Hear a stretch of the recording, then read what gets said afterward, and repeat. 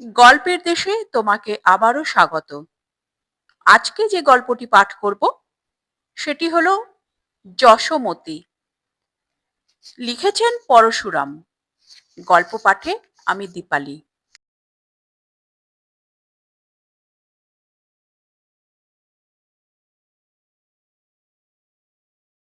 Major Puranjoy Bhanja, MD, IMS. অনেক কাল হলো অবসর নিয়েছেন। রোগী দেখাও এখন ছেড়ে দিয়েছেন। বয়স ৭৫ পেরিয়েছে। কলকাতায় নিজের বাড়ি আছে, কিন্তু স্থির হয়ে সেখানে থাকতে পারেন না। বছরের মধ্যে ৮-৯ মাস বাইরে ঘুরে বেড়ান। শীতকাল। পুরঞ্জয় দেরাদুনে এসেছেন। ৮-১০ দিন এখানে থাকবেন। রাজপুর রোডে শিবালিক হোটেলে উঠেছেন। সঙ্গে আছেন তার পুরনো চাকর বৃন্দাবন। রাত প্রায় ৮টা। পুরঞ্জয় তার ঘরে ইজি চেয়ারে বসে একটা বই পড়ছেন। বৃন্দাবন এসে জানালো, এক বুড়ি গিন্নিমা দেখা করতে চান। পুরঞ্জয় বললেন, আসতে বলো তাকে। যিনি এলেন তিনি খুব ফর্সা, একটু মোটা, গাল আর থুতনিতে বলি পড়েছে। মাথায় প্রচুর চুল, কিন্তু প্রায় সবই পেকে গেছে। পরনে সাদা গরদ, সাদা ফানেলের জামা, তার ওপর আলোয়ান। গলবস্ত্র হয়ে প্রণাম করে পুরঞ্জয়ের দিকে এক দৃষ্টে চেয়ে রইলেন। পুরঞ্জয় বললেন, কোথা থেকে আসা হচ্ছে? চিনতে পারছি না তো। আগন্তুক বললেন, আমি যশো, আলিপুরের যশোমতী। সে কি, তুমি যশো, যশোমতী গাঙ্গুলি? কি আশ্চর্য! গাঙ্গুলি আগে ছিলুম, এখন মুখুজ্জে। ও, তোমার স্বামী মুখুজ্জে। তোমাকে দেখে চমকে গেছি। ৫৫ বছর পরে আবার দেখা হলো। চিনব কি করে? তোমার এক মাথা কালো চুল ছিল, সাদা হয়ে গেছে। ছিপছিপে গড়ন ছিল, এখন মোটা হয়ে পড়েছ। মুখের চামড়া ঢিলে হয়ে গেছে, গাল কুঁচকে গেছে। তুমি অতি সুন্দরী তন্বী কিশোরী ছিলে। হাসলে গালে টোল পড়তো, দাঁত ঝিকমিক করে উঠত। যশোমতী ম্লান মুখে হাসলেন। ওই ওই, এখনো গালে টোল পড়েছে, দাঁত ঝিকমিক করছে। বাঁধানো দাঁত। তা হোক, আগের মতনই সুন্দর ঝিকমিকে। আমাদের শরীর শাস্ত্রে বলে, দাঁত, নখ, চুল আর শিং জীবন্ত অঙ্গ নয়, এদের সার নেই। আসল আর নকলে প্রায় সমানই কাজ চলে। সব কাজ চলে না। ছোলা ভাজা চিবুতে পারি না, ভালো ডেন্টিস্টকে দিয়ে বাঁধালে পারবে। যশো, তুমি এখনো কোকিল কণ্ঠী, তবে গলার স্বর একটু মোটা হয়েছে। আমাকে দেখেই চিনতে পেরেছো? তা না পারবো কেন? তোমার চুল পেকেছে, টাক পড়েছে, কিন্তু মুখের ছাঁদ বদলায়নি, গালও বেশি তোবড়ায়নি, গলার স্বরও আগের মতন আছে। দেরাদুনে কবে এলে? আমার সন্ধান পেলে কি করে? পরশু এসে পৌঁছেছি। আমার নাতি ডেপুটি ট্রাফিক ম্যানেজার হয়ে এসেছে, তার কাছেই আছি। আজ সকালে এই হোটেলের দূর সম্পর্কের এক বোনপুর সঙ্গে দেখা করতে এসেছিলুম। অতিথিদের লিস্টে তোমার নাম দেখলুম। নাতিকে নিয়ে এলে না কেন? আজ এত কাল পরে তোমার সন্ধান পেলুম, তাই একাই দেখা করতে ইচ্ছে হলো। নাতি নাত বউকে কাল দেখো। এখন তোমার পরিবারের কথা বলো, সঙ্গে আনোনি? পরিবার কোথা? বিয়েই করিনি। অবাক হলে কেন? অবিবাহিত বুড়ো তো কত শত আছে। তোমার খবর বলো। স্বামী আর শ্বশুরবাড়ি ভালো পেয়েছিলে তো? মাথা নত করে যশোমতী বললেন, স্বামী শুধু সন্তানের জন্ম দিয়েছিলেন। আমি তোমার সঙ্গে মিশতুম, এই অপরাধে শ্বশুরবাড়ির সকলে আমাকে কলঙ্কিনী মনে করতেন। আমি বাবার একমাত্র সন্তান, ভবিষ্যতে তার সম্পত্তি পাবো, শুধু এই কারণেই তারা আমাকে পুত্রবধূ করেছিলেন। বিয়ের ২ বছর পরেই স্বামী মারা যান। একটি ছেলে ছিল, একটি ছেলে ছিল, আমার সব দুঃখ দূর করেছিল। সেও জোয়ান বয়সে চলে গেল। পুত্রবধূও প্রসবের পরে মারা গেল। এখন একমাত্র সম্বল নাতি ধ্রুব আর তার বউ রাকা। উফ, অনেক শোক পেয়েছো। ললাটের লিখন আমি মানি না। তবু কি মনে হচ্ছে জানো, তুমি ব্রাহ্মণের মেয়ে, আমি অব্রাহ্মণ। তোমার বাপ মা মনে করতেন আমার সঙ্গে তোমার বিয়ে দিলে গো হত্যা ব্রহ্ম হত্যার সমান পাপ হবে।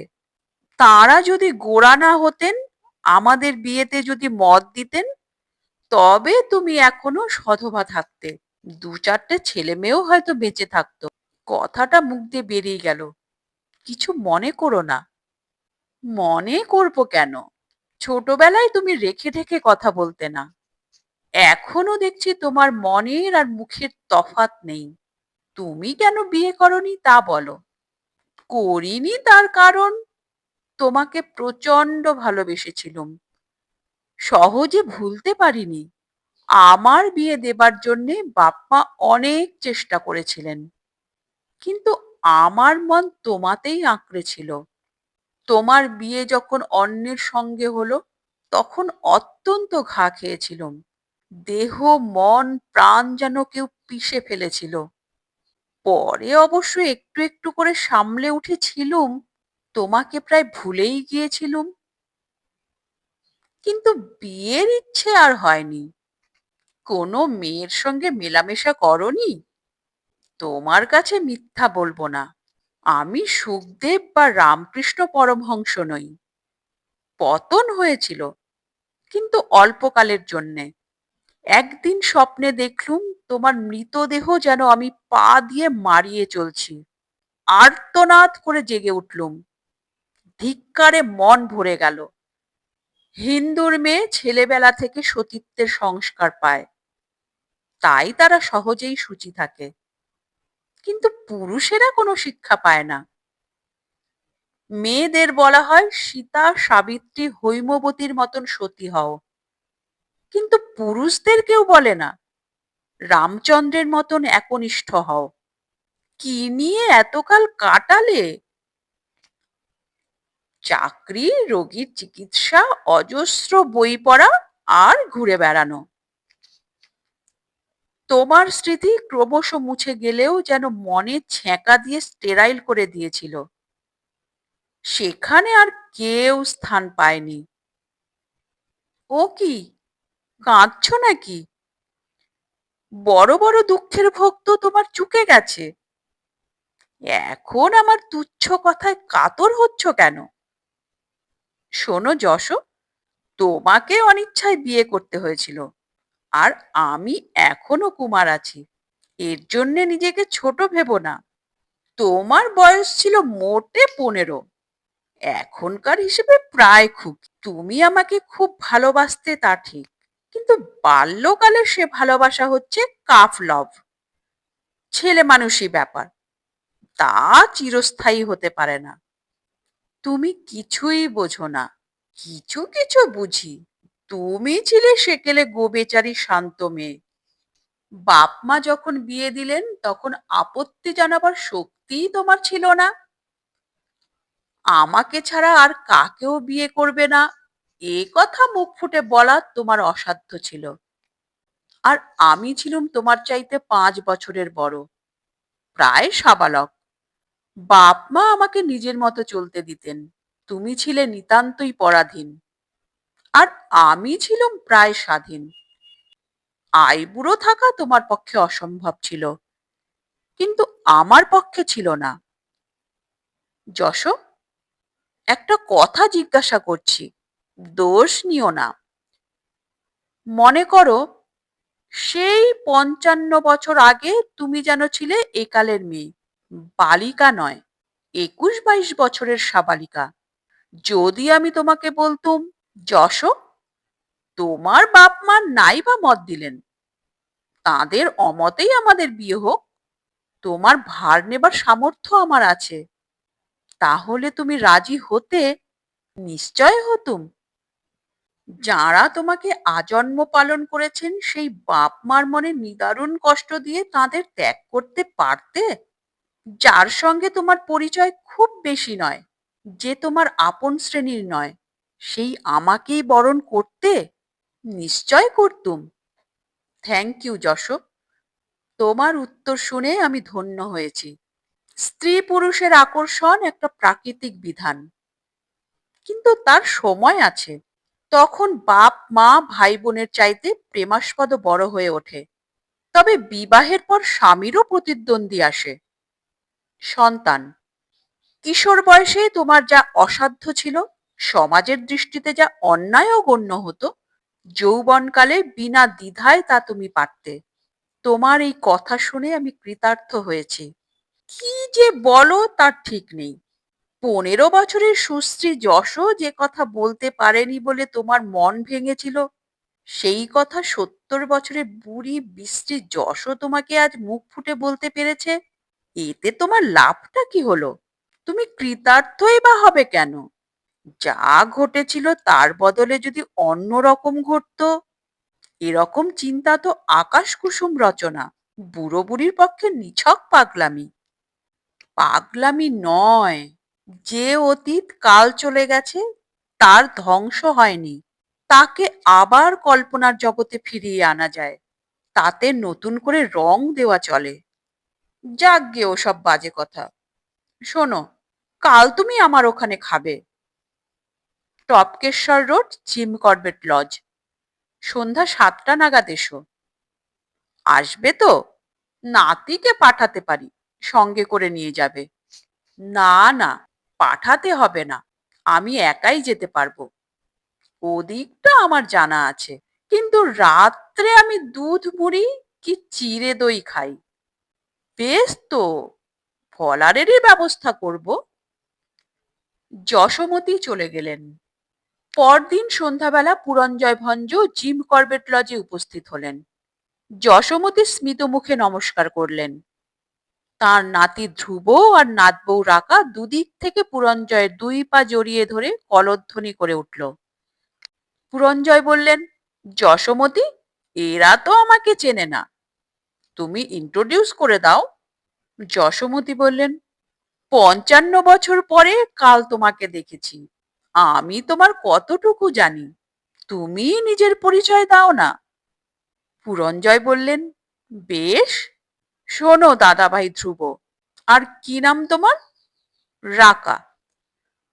আমি হচ্ছে doctor Puranjoy Bhanja, major IMS, retired. চিকিৎসাবিদ্যা এখন প্রায় ভুলে গেছি। বহুকাল আগে তোমাদের এই ঠাকুমার ছেলেবেলার সঙ্গী ছিলুম। আলিপুরে আমাদের বাড়ি পাশাপাশি ছিল। ওকে খেপাবার জন্যে আমি বলতুম যশোটা থসঠসোটা, উনি আমাকে বলতেন পুরোটা ঘুরঘুরোটা। আমরা যেন ভাই বোন ছিলুম। ধ্রুব বলল, শুধুই ভাই বোন? তার চাইতে বরং বেশি। একদিন দেখা না হলে অস্থির হতুম। হি হি করে হেসে রাখা বলল, দাদু, শুনেছি আপনি স্পষ্ট বক্তা লোক, রেখে রেখে কিছু বলতে পারেন না। কেন কষ্ট করে বানিয়ে বানিয়ে মিছে কথা বলবেন? মন খোলসা করে বলে ফেলুন। আমরা সব জানি, আমাদের জেরার চোটে ঠাকুমা সব কবুল করেছেন। পুরঞ্জয় বললেন, যশ, তুমি দিব্যি একজোড়া সুখসারি টিয়া পাখি পুষেছ, এরা আমাকে ফ্যাসাদে ফেলবে না তো? হাত নেড়ে রাখা বলল, না না, আপনার কোনো চিন্তা নেই, নির্ভয়ে সত্যি কথা বলুন। ঠাকুমা আর আমরা সবাই খুব উদার, আমাদের কোনো সেকেলে অন্ধ সংস্কার নেই। বেশ বেশ, তাহলে নিশ্চয় শুনেছ যে যশোর সঙ্গে আমার প্রচন্ড প্রেম হয়েছিল। তারপর ওর বিয়ে হয়ে যেতেই আমাদের ছাড়াছাড়ি হলো। মনের দুঃখে আমি বোম্বাইয়ে গিয়ে মেডিকেল কলেজে ভর্তি হলুম। তারপর বিলাত গেলুম। কাল ৫৫ বছর পরে আবার ওর সঙ্গে দেখা হলো। প্রায় ভুলেই গিয়েছিলুম, কিন্তু দেখে হঠাৎ মনের মধ্যে একটা তোলপাড় উঠল, যাকে বলে আলোড়ন, বিক্ষোভ, আকুলি বিকুলি। ধ্রুব বলল, অবাক করলেন দাদু, বুড়িকে হঠাৎ দেখে বুড়োর ওল্ড ফ্রেম দপ করে জ্বলে উঠল, আগেকার প্রেম উতলে উঠল। ঠিক আগেকার প্রেম নয়, অন্যরকম আশ্চর্য অনুভূতি। তোমাদের তা উপলব্ধি করবার বয়স হয়নি। যথাসম্ভব বুঝিয়ে দিচ্ছি, শোনো। নিশ্চয়ই জানো তোমাদের এই ঠাকুমা অসাধারণ সুন্দরী ছিলেন। রাকা বলল, আমার চাইতেও? মাই ডিয়ার ইয়াং লেডি, তুমি সুন্দরী বটে, কিন্তু তোমার সেকালের দিদি শাশুড়ির তুলনায় তুমি একটি পেঁচি। যদি দৈবক্রমে ওর সঙ্গে আমার বিয়ে হতো, তাহলে গত ৫৫ বছরে আমার চোখের সামনেই উনি ক্রমশ বুড়ি হতেন। ধাপে ধাপে নয়, একটানা ক্রনিক পরিবর্তন। কিশোরী থেকে যুবতী, তারপর মধ্যবয়স্কা প্রৌঢ়া, তারপর বৃদ্ধা। সবই সইয়ে সইয়ে তিল তিল করে ঘটত। আমার আশ্চর্য হবার কোনো কারণ থাকতো না। কবে উনি মোটাতে শুরু করলেন, কবে চশমা নিলেন, কবে দাঁত পড়লো, কবে চুলে পাক ধরলো, প্রেমালাপ ঘুচে গিয়ে কবে সাংসারিক নীরস বিষয় একমাত্র আলোচ্য বিষয় হয়ে উঠল, এসব আমি লক্ষ্যই করতুম না। বৃক্ষলতার যৌবন বারবার ফিরে আসে, কিন্তু মানুষের ভাগ্যে তেমন হয় না। বাল্য যৌবন জরা আমাদের অবশ্যম্ভাবী, তার জন্য আমরা প্রস্তুত থাকি। কিন্তু সেকালের সেই পরমা সুন্দরী কিশোরী যশ, আর ৫৫ বৎসর পরে যাকে দেখলুম সেই বৃদ্ধা যশ, এই দুইয়ের আকাশ পাতাল প্রভেদ। তাই হঠাৎ একটা প্রবল ধাক্কা খেয়েছিলুম। রাকা বলল, হায় রে, পুরুষের মন রূপ ছাড়া আর কিছুই বোঝে না। আমি এখনই তো পেঁচি, বুড়ো হলে কি যে গতি হবে জানি না। ভয় নেই দিদি, তোমার ক্রনিক রূপান্তর ধ্রুবর চোখের সামনে একটু একটু করে হবে। ও টেরই পাবে না, ডায়েরিতেও নোট করবে না। শেষ বয়সে যদি হাড়গিলে কি শকুনি গৃধিণীও হয়ে পড়ো, তাতেও ধ্রুব শক্ট হবে না। প্রেমের দুই অঙ্গ, একটা দেহাশ্রিত আর একটা দেহাতীত। তোমাদের মনে এখন একসঙ্গে দুটো মিশে আছে, কিন্তু যতই বয়স বাড়বে ততই প্রথমটা লোপ পাবে, শুধু দ্বিতীয়টাই শেষ পর্যন্ত টিকে থাকবে। রাকা বলল, ৫৫ বছর পরে ঠাকুমাকে হঠাৎ দেখে আপনার মনে একটা ধাক্কা লেগেছিল তা তো বুঝলুম, কিন্তু তার ফলে আপনার হৃদয়ের অবস্থা, অর্থাৎ ঠাকুমার প্রতি আপনার মনোভাব কিরকম দাঁড়ালো? পর পর দুটো অনুভূতি হলো।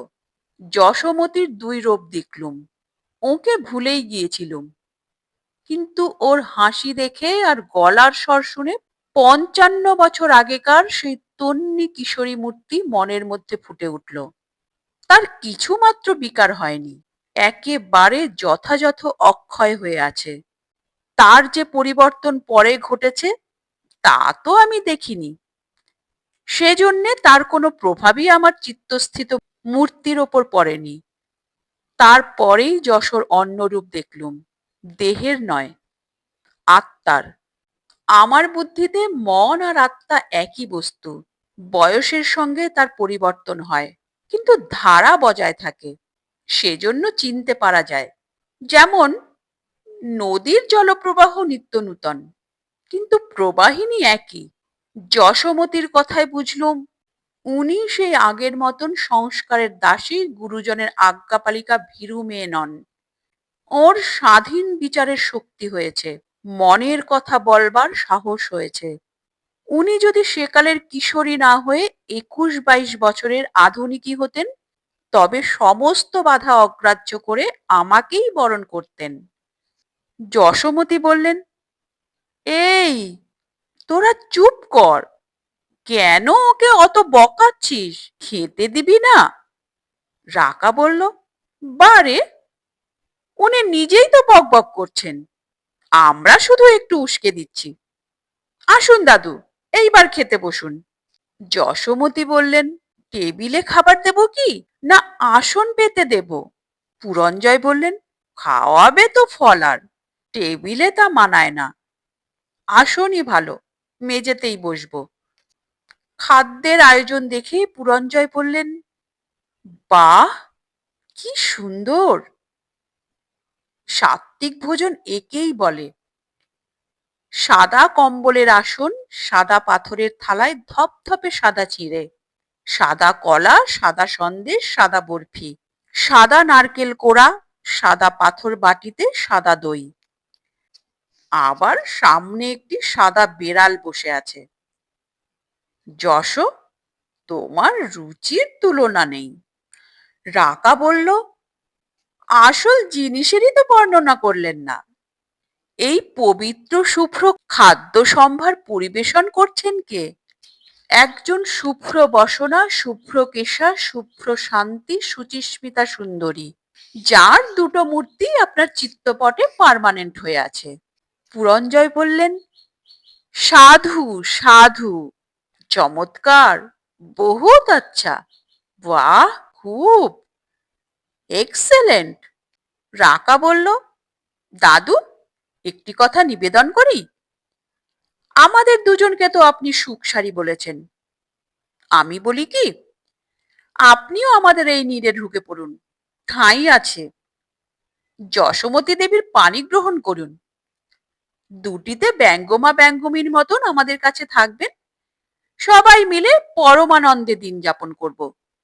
যশোমতী বললেন, যা যা, বেশি জ্যাঠামি করিসনি।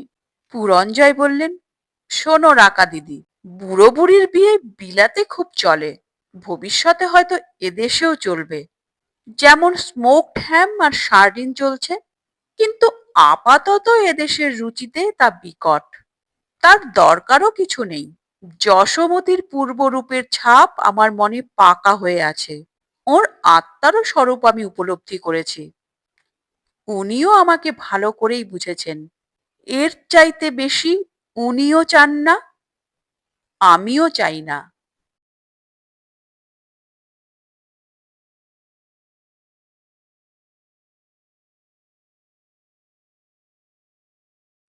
নমস্কার। গল্পের দেশের আজকের এই নিবেদন কেমন লাগলো তা কমেন্ট করে অবশ্যই জানাবে। ভালো লাগলে লাইক করে দিও এবং তোমার প্রিয়জনদের সঙ্গে প্রচুর প্রচুর প্রচুর শেয়ার করো, এবং আরো এই ধরনের নিত্য নতুন অডিও স্টোরি শোনার জন্য চ্যানেলটির সঙ্গে জুড়ে থাকো। চ্যানেলে যারা নতুন এসছো তারা চ্যানেলটিকে সাবস্ক্রাইব করে বেল আইকনটি প্রেস করে রাখো, যেন পরবর্তী নোটিফিকেশন সবার আগে তোমার কাছে পৌঁছায়। তোমরা গল্প শোনার পাশাপাশি যারা কুকিং এ ইন্টারেস্টেড, তারা মায়ের আদরে রান্না নামে আমার একটি কুকিং চ্যানেল আছে, তোমরা চাইলে সেখানে ভিজিট করতে পারো। আর অনেক ভালোবাসা নিয়ে অপেক্ষা করো আমার পরবর্তী গল্পের জন্য। তাহলে পরবর্তী এপিসোডে আবার দেখা হবে, ততক্ষণের জন্য সবাই সুস্থ থেকো, ভালো থেকো, নিজেদের খেয়াল রেখো। নমস্কার, ধন্যবাদ।